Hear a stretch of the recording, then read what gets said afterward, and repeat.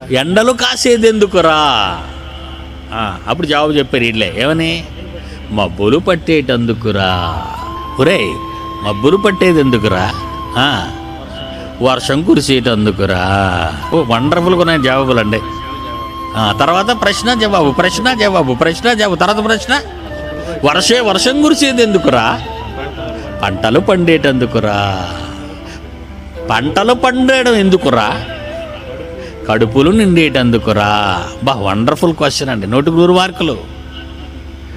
కడుపులు నిండేటెందుకురా? మనుషులు బ్రతికేటందుకురా.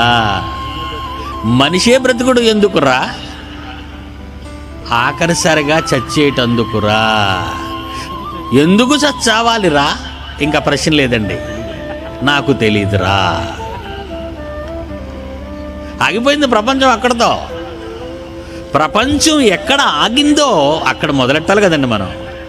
జ్ఞానం ఎక్కడ ఆగిపోయిందో అక్కడ మనం మొదలు పెట్టాలండి. మరి దట్ ఈస్ బైబుల్.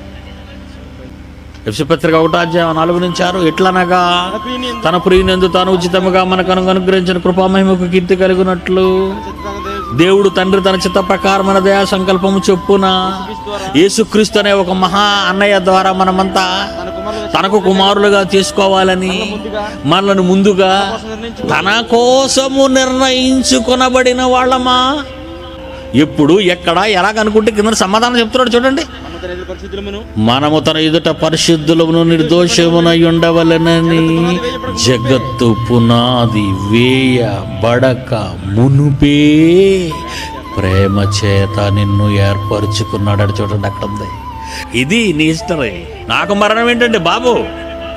అది ముగింప. ఎక్కడుందో ముగింపు? ప్రారంభం.